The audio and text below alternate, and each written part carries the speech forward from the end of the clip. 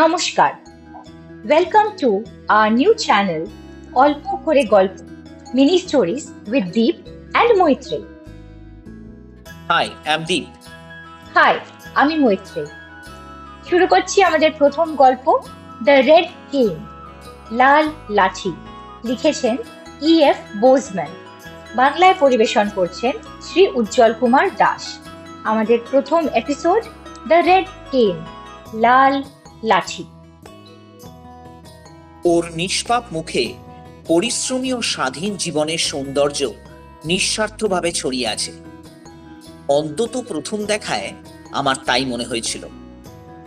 কারখানাগুলোর কাছ থেকে নির্জন জঙ্গলের দিকে এগিয়ে যাওয়া রাস্তার উজ্জ্বল নিয়ন আলোর নিচে ওকে আমি প্রথম দেখি। সময়টা ডিসেম্বরের কুয়াশা ঘেরা এক সন্ধে। শত শত গাড়ি, স্কুটার, বাস ঝাঁকে ঝাঁকে বিভিন্ন কারখানা থেকে বেরিয়ে এগিয়ে চলেছে শহরের দিকে। বহুদিন পর ব্যবসার কাজে এই জেলায় আমাকে ফিরে আসতে হয়েছে এবং মনে মনে ঠিক করেছি কারখানাগুলো বন্ধ হলেই আমার এক পুরনো প্রিয় বান্ধবীর সাথে দেখা করতে যাব। 30 বছর ওর সাথে আমার দেখা সাক্ষাৎ নেই। ওর বাড়িতে পৌঁছবার সবচেয়ে সহজ পথ জঙ্গলে অদৃশ্য হয়ে গিয়ে অসংখ্য হিজিবিজি মেঠো পথের একটি পথ ধরে চলা। কারখানা থেকে বের হয়ে পাকা রাস্তা ধরে শখানেক গজ এগিয়ে গেলাম। তারপর ভাসা ভাসা মনে পড়া একটা মিঠো পথে মোড় নিলাম। গাছ ও ঝোপের ফাঁক দিয়ে বহু দূরের বাড়িগুলোর জানলার আলোর বিন্দুগুলো জোনাকির মতো ক্ষণিকের জন্য দেখা দিয়েই মিলিয়ে যেতে লাগলো। পাকা রাস্তা পেছনে ফেলে যখন এ পথটা ধরেছি, তখন ভীষণ অবাক হয়ে লক্ষ্য করলাম এ পথ শুধু আমি একাই বেছে নিইনি। খুব ঠান্ডা পড়েছে বলে আমি একটু থমকে দাঁড়ালাম। ছায়া শরীরকে আমার পাশাপাশি আসতে সময় দিলাম। যা বলেছেন, উত্তর এলো, এবং ছোটখাটো একজন মহিলা আমার পাশে এসে উপস্থিত হলো। দেখবেন, আজকের রাতটা কিন্তু একেবারে ঘুটঘুটে অন্ধকার হবে। এই জঙ্গলটুকু আপনার সঙ্গে গেলে আপনার কোনো আপত্তি আছে কি? পথটা যা নির্জন, চিন্তা করবেন না, আমার এসবে অভ্যেস হয়ে গেছে। যা দিনকাল পড়েছে তাতে শত সাবধান হয়েও নিস্তার নেই। কাগজে নিশ্চয়ই পড়েছেন কিছু উটকো লোক এই অঞ্চলে দিনরাত ঘুরে বেড়াচ্ছে। এ পথে আমি একাই যাতায়াত করি, দিনে রাতে সব সময়। কিন্তু এ পর্যন্ত কিন্তু আমাকে কেউ অসম্মান করার চেষ্টা করেনি। আর যদি করতো, তাহলে অবশ্য উপযুক্ত শিক্ষাই পেত।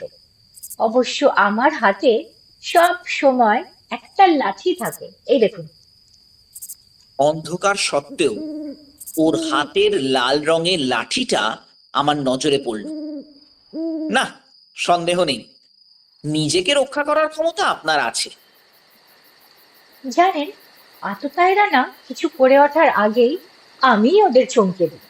আর সবচেয়ে অন্ধকার গলিগুলো আমি এত ভালো করে চিনি যে ভূত ছাড়া যে কেউই আসুক না কেন, আমি কিন্তু নিজেকে ঠিক রক্ষা করতে পারবো। ভূত? আরে, আমি এসব ভূতে বিশ্বাস করি না।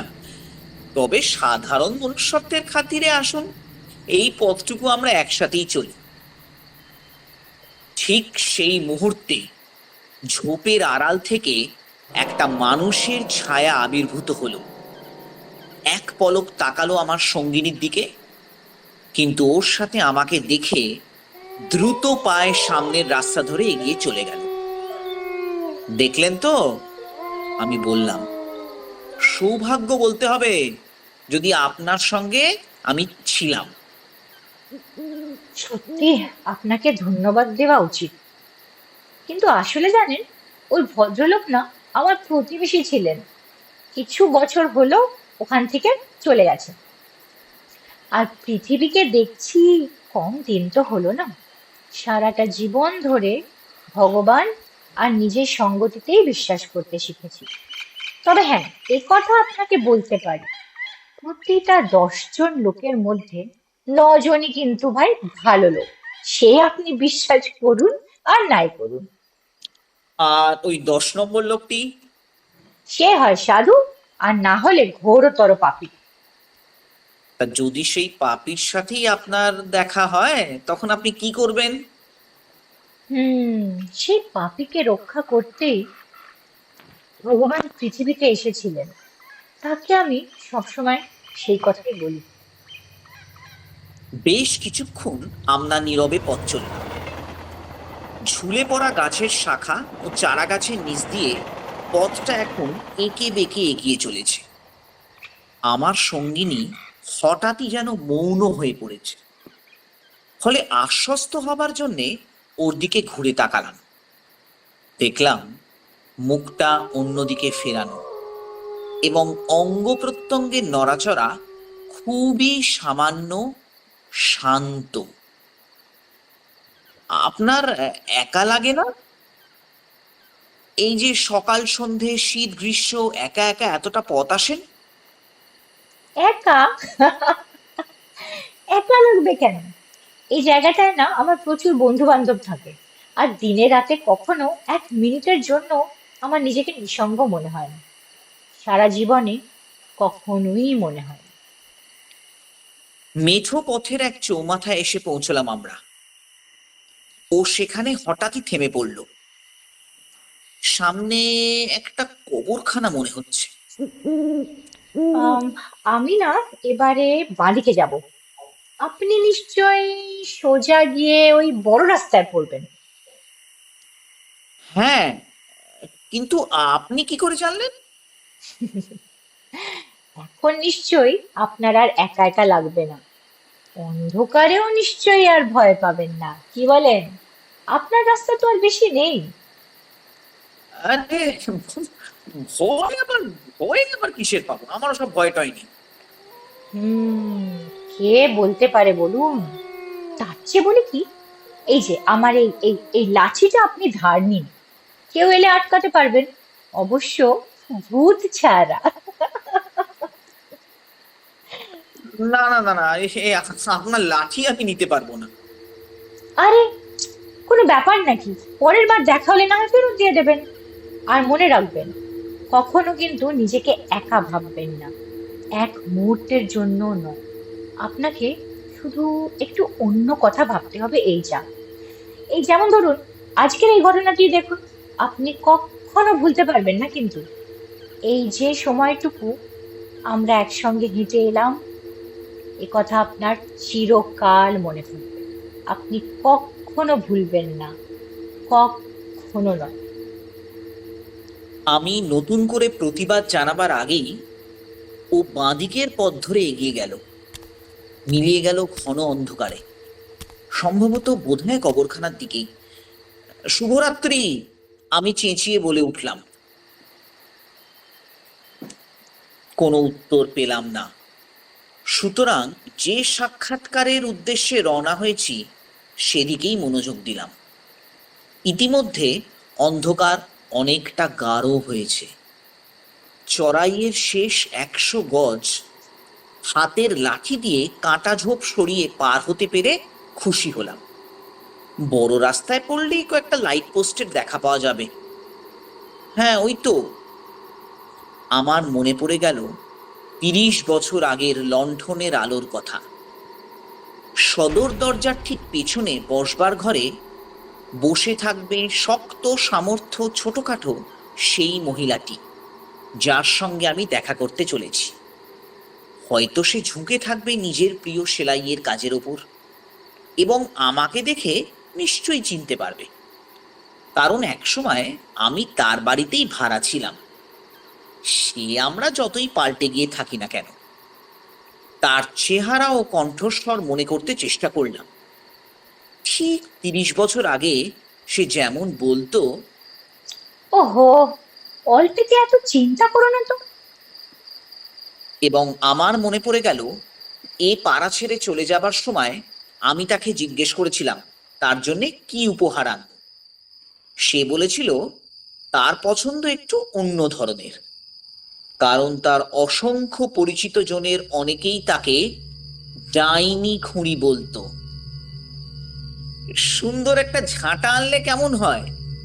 কারণ ঝাঁটা ডাইনি বুড়িদের 1 নম্বর হাতিয়ার। আরে না না, তার চেয়ে বরং আম, আমার পছন্দ একটা হাতল ছাড়া লাল রঙের লাঠি।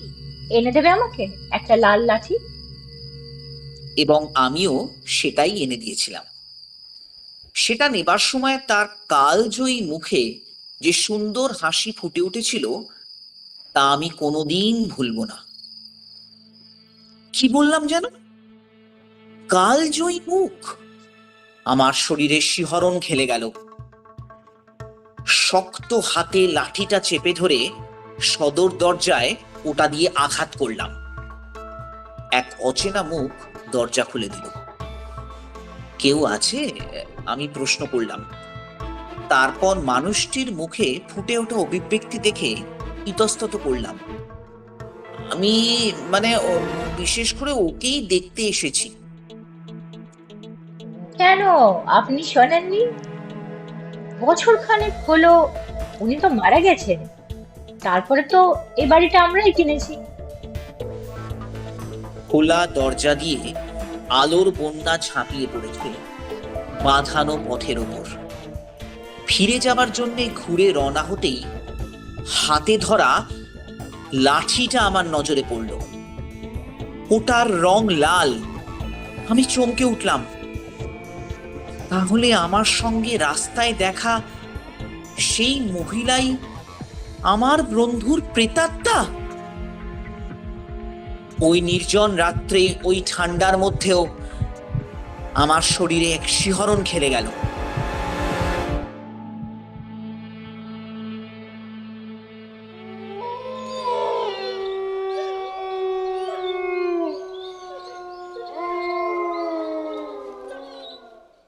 আজকের গল্প দ্য রেড কেন, লাল লাঠি, এখানেই শেষ হলো। আপনাদের কেমন লাগলো জানাতে ভুলবেন না কিন্তু। আর হ্যাঁ, আমাদের নতুন চ্যানেল অল্প করে গল্প, mini stories with Deep and মৈত্রী, এই চ্যানেলটিকে লাইক করুন, শেয়ার করুন, সাবস্ক্রাইব করুন। ধন্যবাদ। ধন্যবাদ।